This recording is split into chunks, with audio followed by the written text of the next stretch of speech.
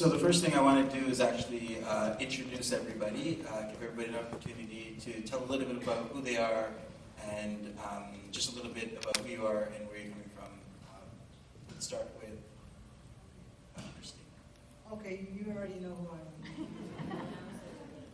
am.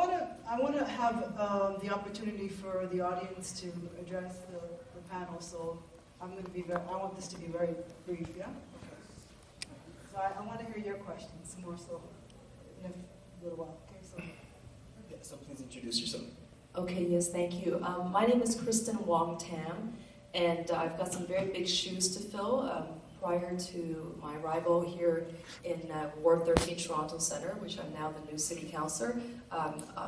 Preceding me, of course, was Councillor Troisi, and before that, the biggest shoes to fill of all was Councillor Pam McConnell, Deputy Mayor. So it's very nice to be here, and I just want to say to Christine, wow, and to the community, what an exceptional film. Thank you.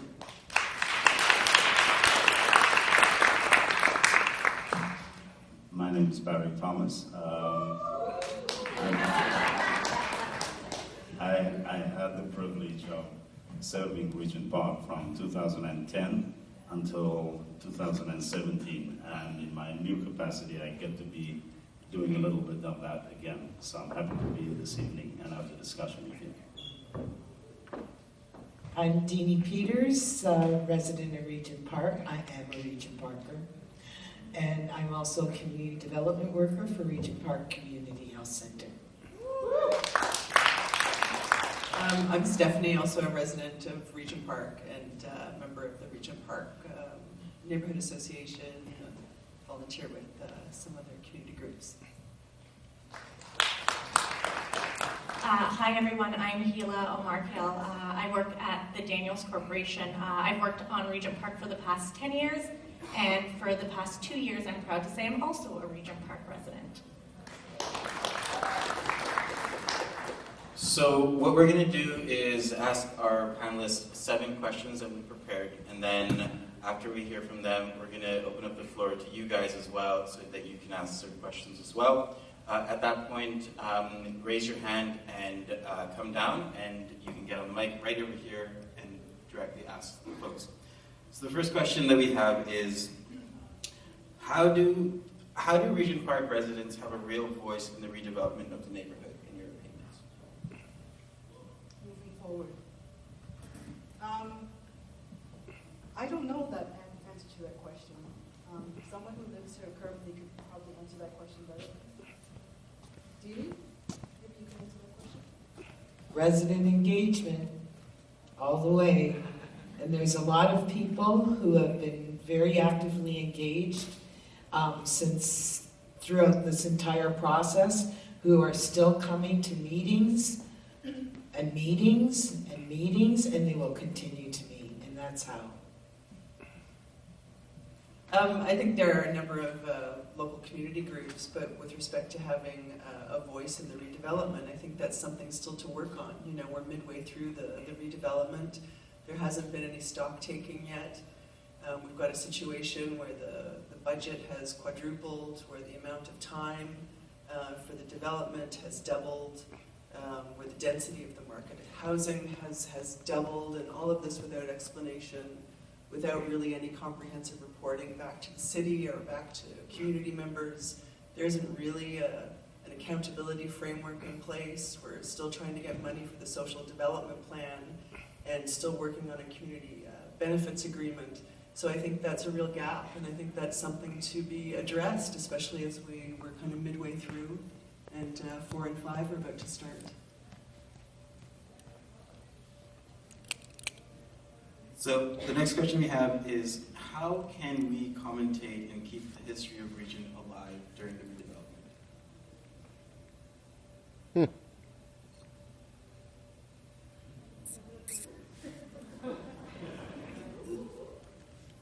History is only relevant if it serves our present. The present that we are in right now is the one that shapes the future that we're going to. The original question is about what is the role of people. The land that we are developing, Regent Park, redeveloping Regent Park now for the umpteenth time, is one of the first places that people settle in Toronto, at the Humber River and at the Don River. So the redevelopment and the people and the history of Regent Park is unwinding as we speak. What we have a responsibility to do is contextualize and appreciate the moment that we are in and live up to the standards of what Toronto became from the land and the places that developed here. Sure.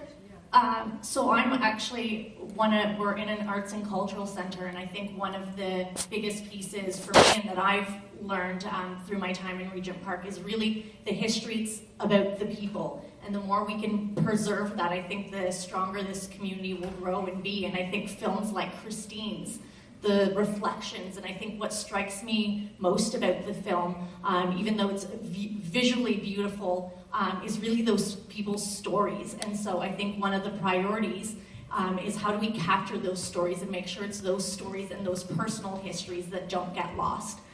Because absolutely there's a physical change, but socially, how do we make sure to capture that?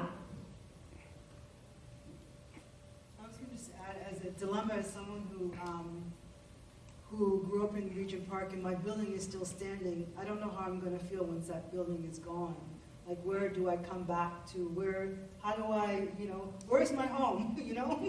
Where is home going to be if that building is no longer there?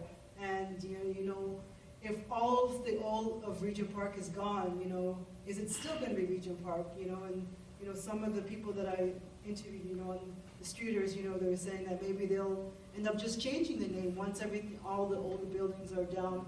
I'm wondering, is that something that's going to happen? Or are they planning on changing the name of Regent Park ever? Because everything else is changing. Never?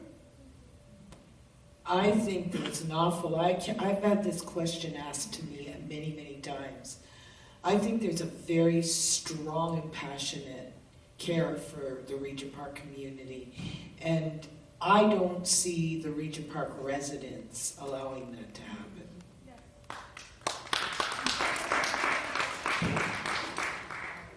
I think it's actually, and just as someone who is not a resident of Regent Park, and I haven't been since 1977. My family and I came to Canada in 1975. This was our first home in our first neighborhood. And so as a young child, and I wasn't here for many years, but for the 2 years that I was here, I actually didn't realize it was a poor neighborhood. As any child would probably recognize, is that there was a place to play, there was a place to go to school just up the street from me. In that case, was Spruce Court, and the history that I have as a young child is sort of locked in time. One of the things that I think is so extraordinary about Regent, and it's also a narrative around cultural storytelling, is that everybody holds on to a piece of that history.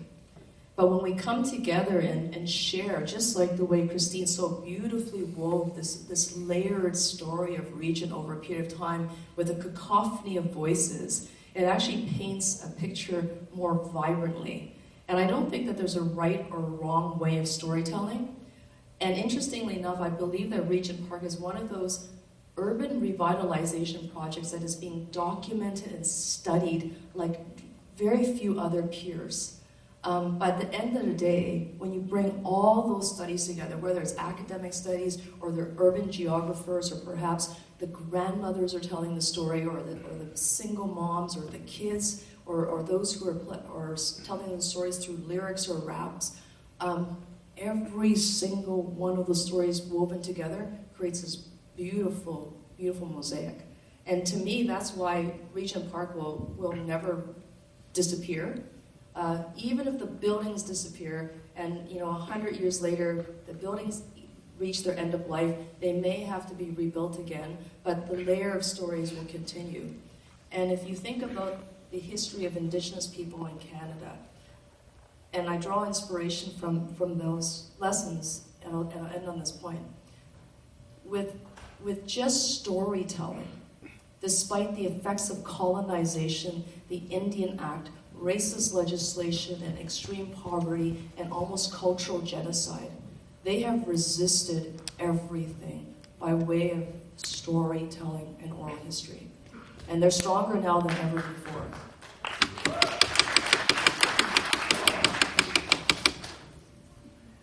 Anyone else? Okay, so our next question is, how are the issues of job creation, youth engagement for the community vis-a-vis the redevelopment being addressed? I can start with that. So that's precisely what my team and I do at Daniels. We very rarely look at the bricks and mortar. We look at economic development, job creation. As we saw in the documentary, I mean, we have focused on the construction trades. And it's really interesting, some of the issues cited in the documentary is ones that, you know, we learn from, and we're actively looking to address, things like pre-employment training, making sure that folks get into unions so that the turnover isn't high, so if that job ends, there's still a pathway for them. But also recognizing that, you know, not everyone wants to be in construction, so how do we create other opportunities, like supporting new businesses in the community that engage youth. I'm proud that a bunch of the businesses we had tonight supporting this event are actually locally based and youth based. So the amazing folks doing the coat check, that's a very local business that employs youth. The security, same thing. So really having a focus on how do we create both jobs but employment pathways and nurture those sort of young entrepreneurs and create opportunities that way.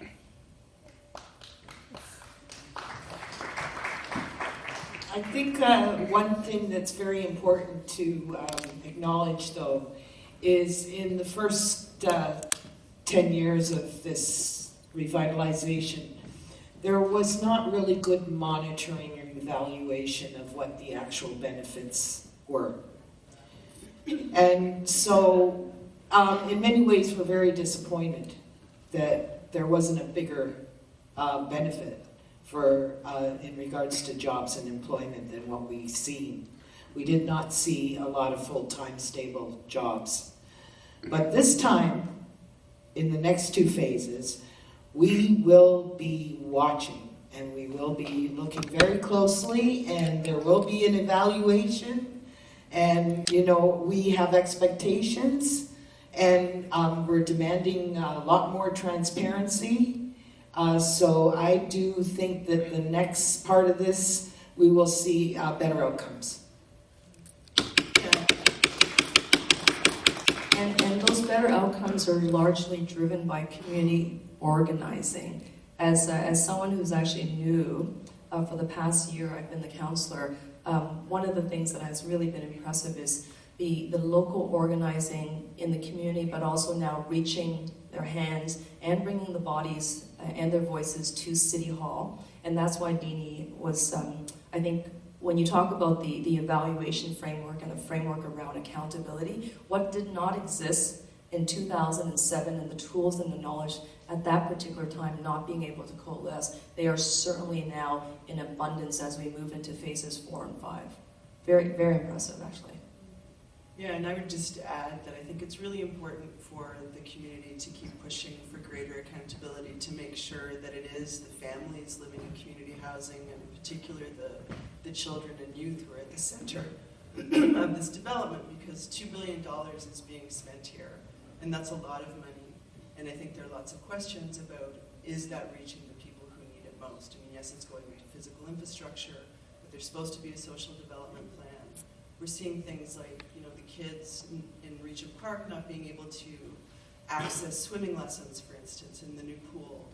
And you know, that hopefully has been addressed now. But we also then saw that, you know, the new community center got built, and what that meant is that it went onto a list for the city to use whenever there was an emergency. And so repeatedly, the kids' community center was shut down.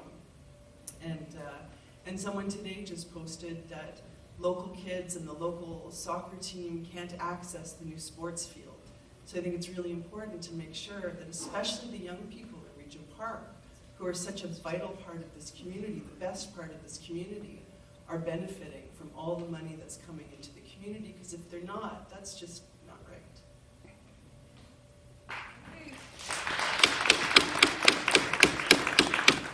Just very quickly, I recognize that there's a particular Facebook post about young kids from Regent not being able to access the athletic field. I think there's a bigger story in the narrative around that. I won't get into the details, but I'm advised that there's more to just the headline in the post. You'll probably read more about it later on, but I do think it's important at the very end of the day, is that when the community does come together, is that we speak honestly and with one another about how we negotiate some of those difficult points, and so that when you're able to advocate for the community's needs and desires and ambitions, and there's plenty of that, but there's also a lot of appetite to rise and meet with the community to where the community is, and I don't think that appetite actually wanes when you walk out of this building or this neighborhood.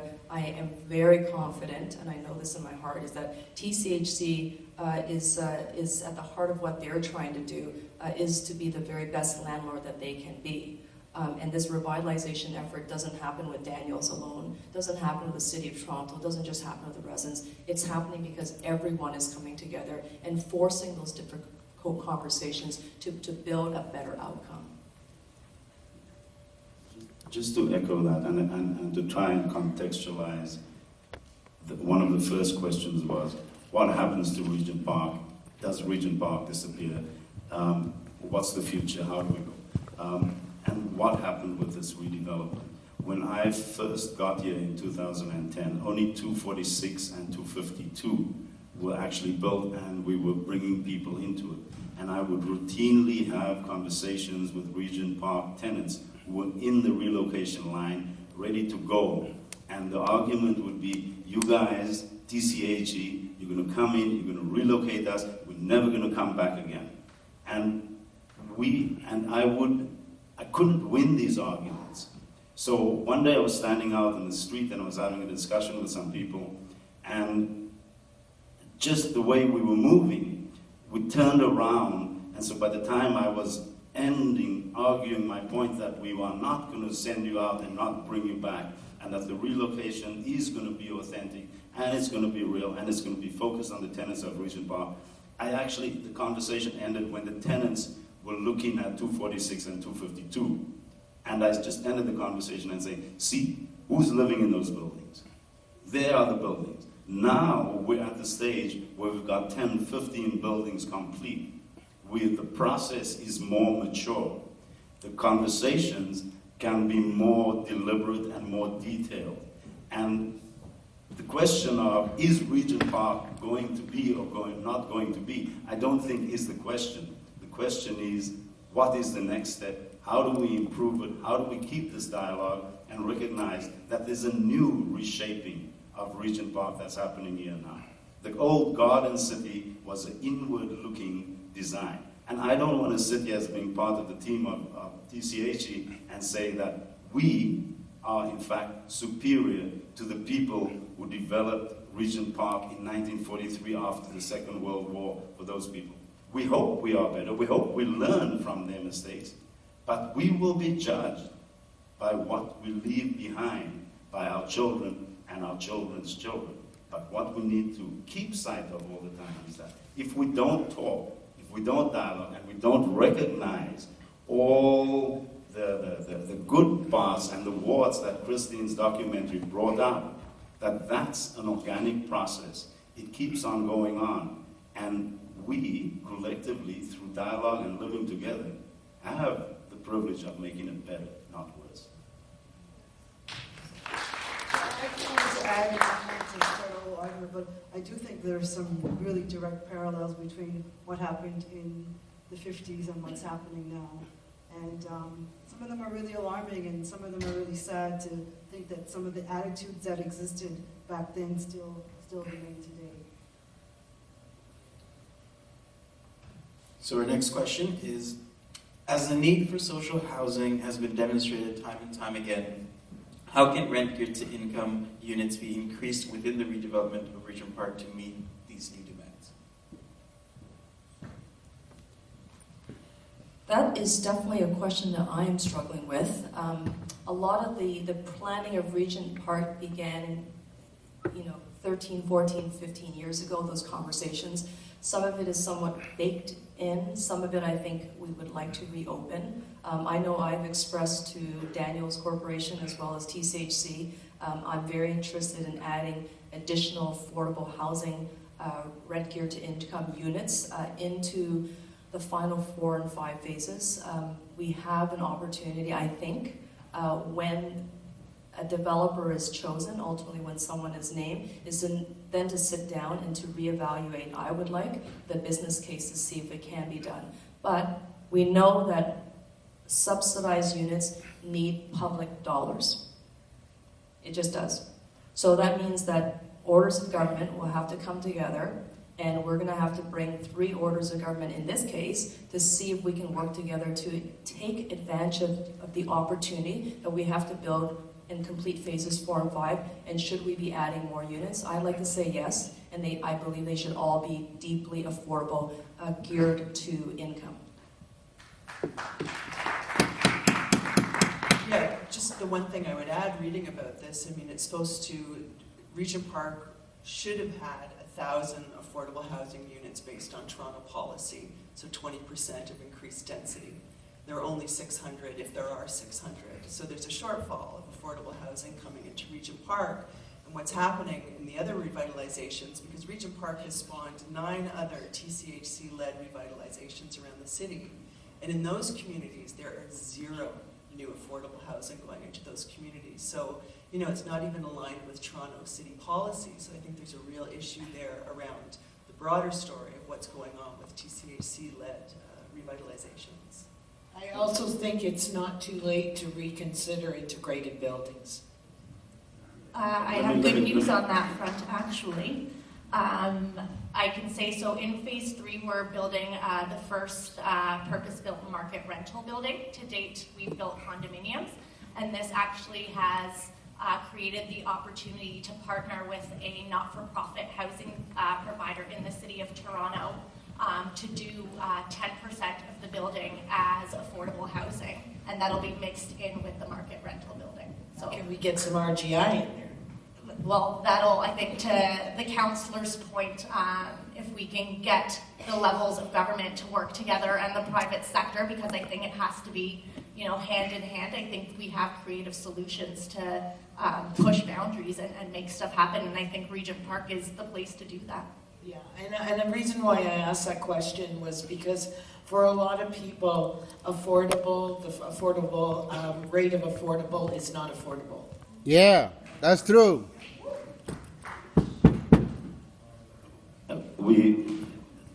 The affordability issue, I don't want to get into, but I do want to respond just in part to the fact that we need to keep focused that Regent Park really was the first significant social housing redevelopment in almost 30 years by the time the shovel went into the ground.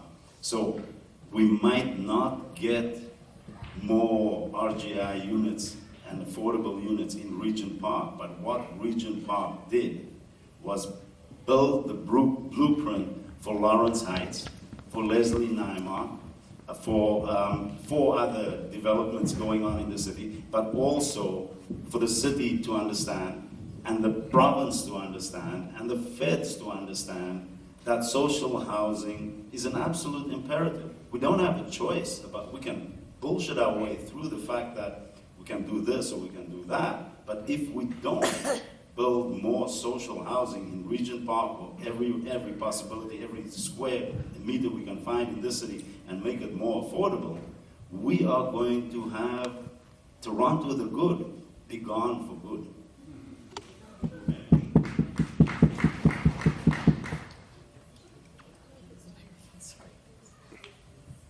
Okay, we have a few more questions left. Moving from affordability to speed, actually, how can we increase the amount and the speed of which social housing units are being built in the city? We start with a national housing strategy that has to be fully operationalized. They need to be able to take that, say to the subnational governments, in this case the province and the cities, the municipalities, let's work together. The City of Toronto is never going to be able to build affordable housing on its own. No municipality can. They need to have the support of the federal and provincial government. But the one great thing I am encouraged by right now, even though it's a tiny little silver lining in the sky, is that in the mayor's first term, I think I heard him say transit, transit, transit. We need money for subway, subway, subway. In the second term, what I'm hearing from the mayor, and it's important that the mayor says this, is that he's talking about housing. Because when the mayor of the biggest city in Canada says to the Prime Minister and the Premier, I want you to invest in housing in the city, they will respond. If we ask for transit money, yes, we'll get transit money. When we start asking boldly, persistently, intentionally, repeatedly, we need housing money, that money, I believe, will flow. And we're starting to see a little bit of those conversations start to yield some results.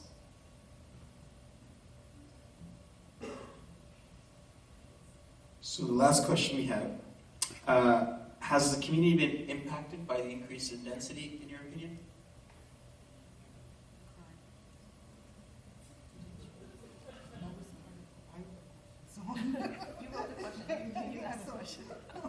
So that last question had to do with crime, the increase of crime. Is the density affecting the crime in Regent Park, and what's doing to address that? Of course it has. But it's changed the shape and the complexion of the crime. What we knew as the old socializations that we called gangs is not as visible and as present in the current Regent Park. What is also not as present, but in my opinion and from my experience visible, is the types of crime that's coming into Regent Park. We used to see dime bag dealing on the corner. Now, you can buy a kilo and have it delivered to your condo by a Uber and pay it off as a business tax write-off. All right? It's more palatable crime, but it's a different kind of problem that we're dealing with now. And I don't think we are addressing it clearly or properly. It's easy to focus on the visible minority black gun gang type of crime, which really is a failure of the Toronto Police Service to deal with it, because they sit around and operate in this context of a crime management model that is only good for police, because as long as they can manage it, they'll get paid to get managed. If they are talking about resolving or eradicating the crime, it's a totally different game. So is the crime changing? Yes, it's changing. I'm actually much more concerned about the health that this redevelopment is shaping and shaping in the condos. My informal observations are that between the social housing side and the condo side, we're running neck and neck on suicides, right? And we need to grapple with that, because everybody's impacted the same way as they are impacted by a visible gunshot. But the trauma of that suicide is much slower. It's in somebody's head, it's in some family's context, and it's in the community's context. So we need to really start having these honest conversations with each other and start saying, the density is an issue. It changes the complexity, and are we going to live with the consequences if we don't get our heads around it?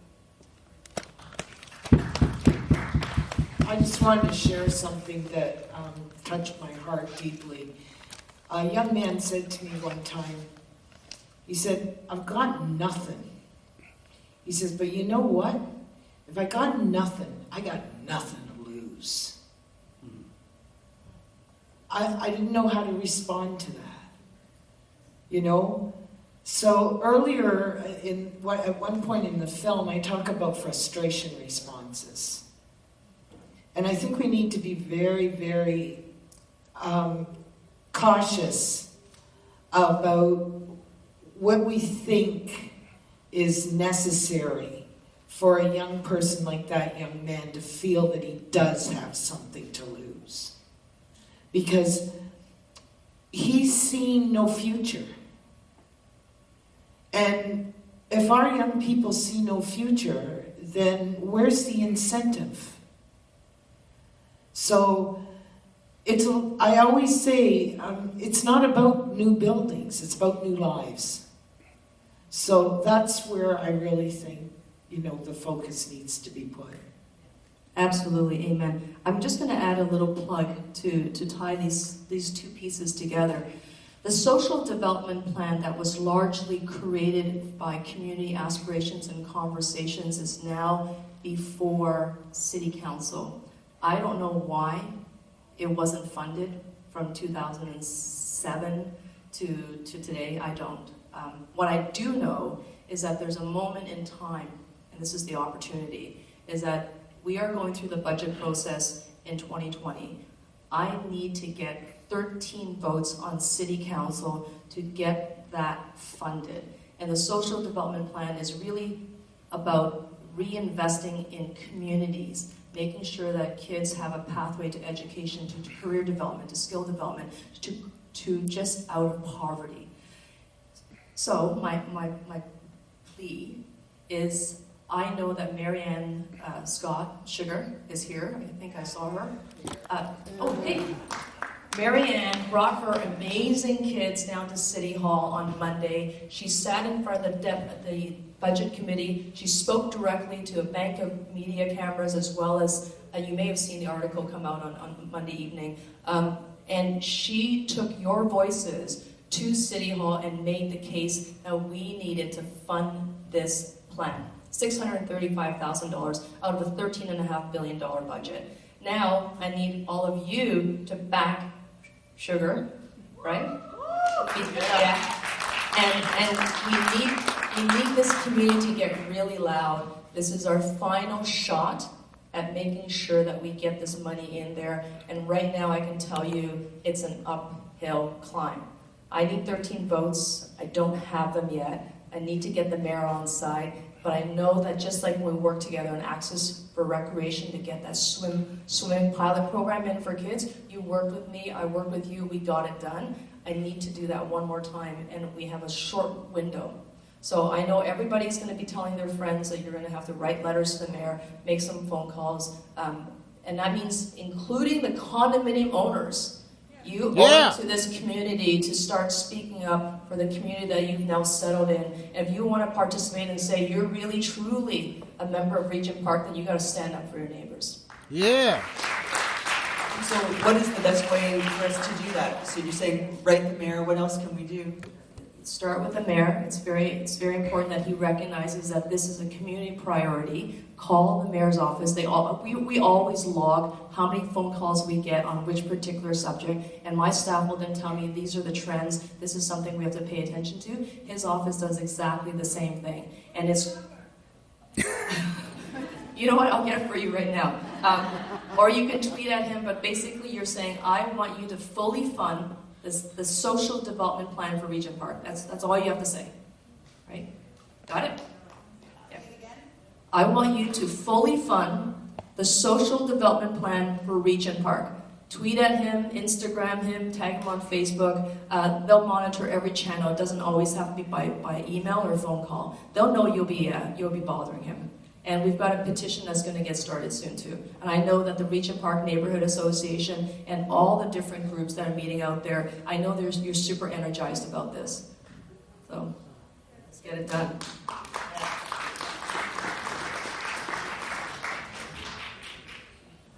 Thank you. I'd like to actually first thank everybody here. So if everybody could give a big round of applause to your friends. And now I'd like to actually open it up to you guys for your questions. So if you have a question, please raise your hand. I'll call you up. You'll come down, and then you can either direct it to somebody or direct it to the entire group together. I'll be the runner for the questions. Cool. We'll start. Start over here. Yep. Hi, good evening. Thank you, Councilor Long, for acknowledging what happened on Monday morning at City Hall. And again, I want to thank the young children that came out with me. And actually, there's one in the room. Takara, can you stand up, please? Takara is one of the young boys. They came out that day and spoke about their social development plan for Regent Park. And you know, I'm hoping that everyone will make those calls at City Hall. And there may be another time where we can come out as a community. Councilor Wong might know more about that we can come out and speak on the importance of this plan. I also want to talk about the film. I think the film was wonderful, and I appreciate all your work that you've done in it. But I also want to, touch on the employment piece with Daniels. And I think, 10 years, so many years lost, so many lives lost in that time. 15-year-old boys' lives were lost. If I think about those boys now, Tyson would be 22, 23. Mackay was just, a day after his 15th birthday, he lost his life. He was actually in the film. I don't know if you guys realize, but Mackay passed away on September 25th, 2018, and he was actually the little boy that's outside the Freshco selling the chips and the snacks in that video. I don't know if you guys realize that. I had an emotional breakdown there. But those are the things that he did, to keep himself busy and to keep himself away from guns and drugs. And yet, unfortunately, he lost his life to that same, thing that he was trying to avoid. He lost his life through that. But when I think about the 10 years and the amount of buildings that went up, and I think about, imagine if those boys, Sealan White, who was 50 when he lost his life, in the same building that Barry talked about the bulletproof elevators. Too bad we weren't bulletproof. Too bad those boys weren't bulletproof, because they would have lost their lives. But they weren't. Those bullets were real, and then those bullets killed them. Just that comment alone, Barry, just threw me off. That was so inappropriate to make that comment, that your elevator walls are bulletproof. And I just think it was inappropriate for you to say that, because these are real lives that were lost, and these are parents that mourn. And as we saw, our mother in the video, she's mourning 15 years after.